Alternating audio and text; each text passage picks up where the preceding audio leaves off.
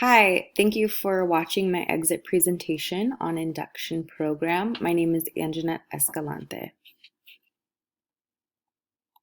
I wanted to share a little bit about myself. I shared a picture of me on the right. That was my first day at Silvergate Elementary in 2021, which was also my first year of induction. So both years of induction I taught at Silvergate, and I am in the Mod Severe classroom. The school has a TK through fourth grade program for Mod Severe, but I currently only have students in kindergarten through fourth grade. I have a total of 8 students with varying disabilities. Some of them have autism, some of them have Down syndrome, and I have one with Angelman syndrome. I also have one student who has Down syndrome and autism.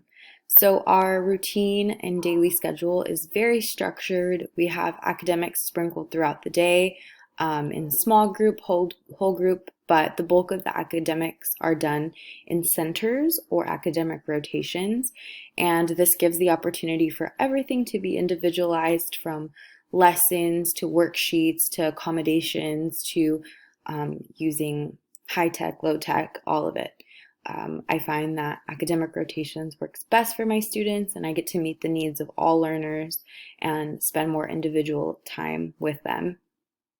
You can see on the top left, I shared a picture of an example of something that is individualized for each student, which is a token board. I do this based on their interests, so those are Minions and Spider-Man. On the bottom left is a picture of my students. There is a few missing. That's a recent picture. Most of them are in about first and second grade. One of the things I'm most proud of throughout induction that isn't directly correlated with my induction coursework is the implementation of a peer buddy program. So it's taken me 2 years to get it, smoothed out, but I have a program with about 60 students from Gen Ed who come and rotate weekly for 30 minutes at the end of the day. So they come in to my classroom and we do yoga, cooking, drawing, painting, art, movement activities. This is something that I'm very proud of and have been promoting inclusion on my campus. So question number 1 was, which inquiry was the most powerful for you and why was it so powerful? What impact did it have on your teaching practice and student learning? How will you implement what you have learned in your future teaching practice? So for me, the most powerful inquiry was the most recent one, inquiry 3, and I focused on CSTP 1.4, which is using a variety of instructional strategies, resources, and technologies to meet students' diverse learning needs. So throughout this inquiry, I really focused on individualizing instruction and lessons to meet each learner. I found that I was, doing the same thing for each student and not getting results for each student. So through that process, I incorporated new strategies in my teaching, and it really helped support individual students and their learning. So some examples of this are, I used more music. We use a lot more music for introductions to topics or to review topics. I implemented different token economies to promote engagement. So like I had shared, the individual interest token economies, and overall just using more tactile activities and involving the students more in hands-on learning. I also implemented with my focus student a teach system. I tried a lot more activities on the smartboard, which took a lot more planning and creation, but I found that overall engagement and learning really increased when I took the time to consider what my students' interests are, which a lot of them are the technology, so the activities on the smartboard really had an impact on that engagement. So to implement this in the future, I'm going to continue to individualize for each student to better meet their learning needs. So whether that's token boards, the lessons, the activities that I'm doing, what the learning area looks like, what their visual schedules look like, if they need bigger icons or brighter visuals, less visuals, I'm going to be very considerate of each individual student and tailor that to their needs instead of having just a one-size-fits-all approach to things, to just continue to promote the overall engagement and learning. Yes. Moving on. Question 2. How did selecting focus students during your inquiries impact your practice? How did selecting focus students impact the achievement of these students and the achievement of the entire group or class? Provide a specific example of how your work with focus students helped you refine your practice and supported student achievement. So the impact this had on my practice was it gave me the opportunity to reflect, number one. I was able to research new strategies, try new strategies, and adjust those to meet the needs of my focus student and all the students in my classroom. And I was able to reflect and oversee growth in everyone's engagement, and especially my focus students' ability to participate in academic activities. So with that, the impact that this had on my student, my focus student, and my class was the overall student engagement and learning had increased. There were less distractions from the focus student, so other students were able to focus better and take in the learning and not be disrupted by the lack of engagement from the focus student. Overall, there was an increase in goal progress among all students.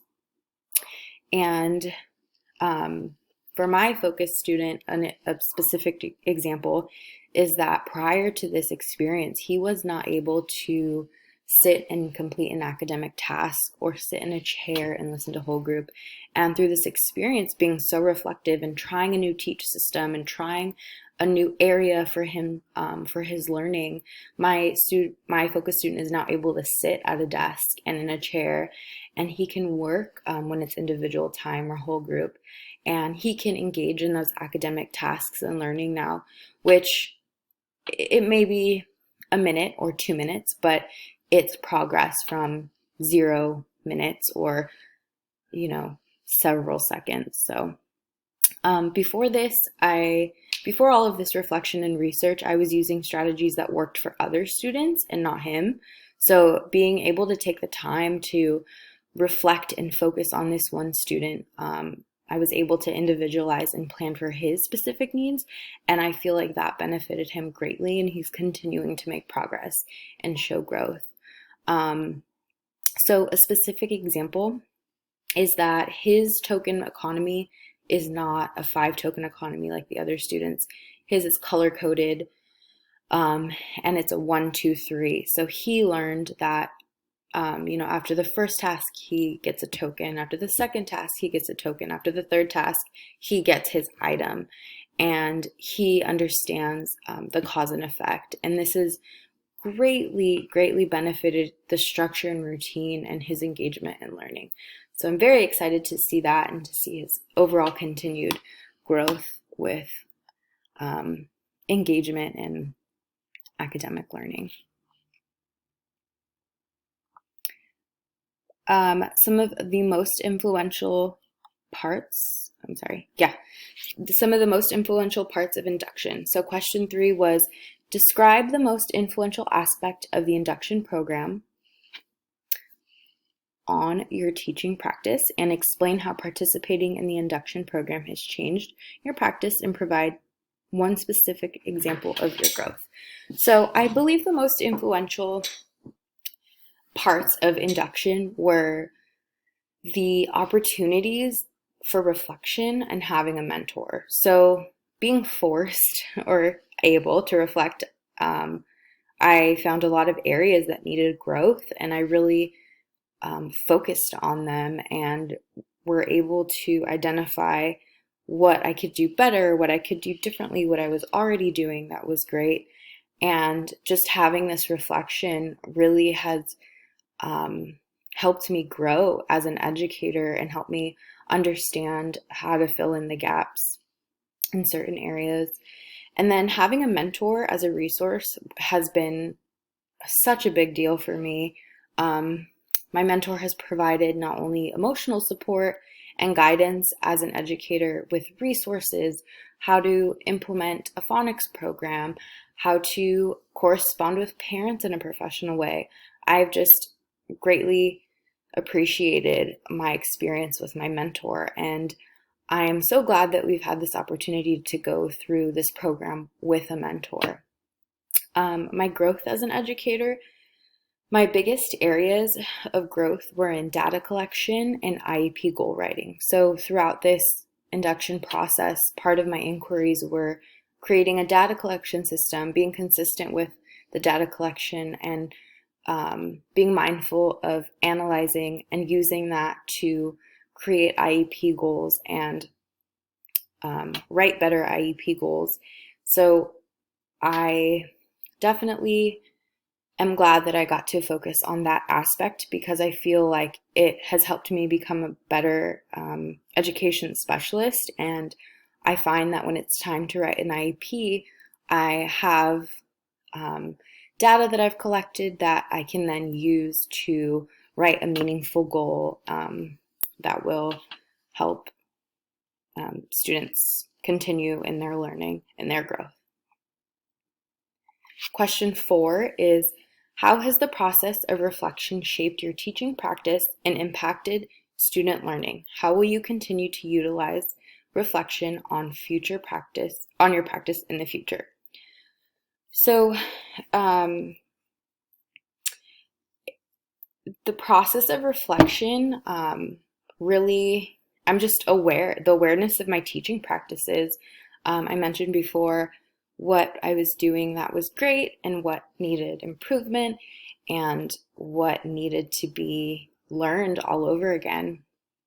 I researched a lot. I researched and learned about the teach system, and I implemented new strategies as far as music therapy and different activities that incorporated technology. And in the future, I plan to continue to reflect with myself, my colleagues. Hopefully, I keep in touch with my mentor and continue to research as well. So, some final thoughts. I hope that I can continue to reflect, continue to grow, and continue to inspire. So I think that being reflective is a very important part as an educator, and it will not stop after this program ends, and just being mindful of reflecting and identifying areas that could use growth and figuring out how to fill in those gaps. And then I want to continue to research and implement new strategies. The middle picture is some curriculum that I developed with the district. It's called GVC. And just continuing to create, adapt, and modify and try new things and see what works for my students to promote that overall learning. And then I want to continue to inspire and continue to pursue my passions within the teaching. So like the Peer Buddy program, my next step with that would be to try to get it implemented at the middle school so my students can move forward and continue having their friendships with their buddies in a structured way. And I really just am so passionate about that socialization aspect. And I think all students deserve friends and a chance to feel connected. So I will continue my passions within teaching and just hope that, I can take forth some of the habits and skills that I learned in induction and continue to grow as an educator. Thank you for listening to my presentation, and it's been a wonderful journey sharing it with all of you. Take care.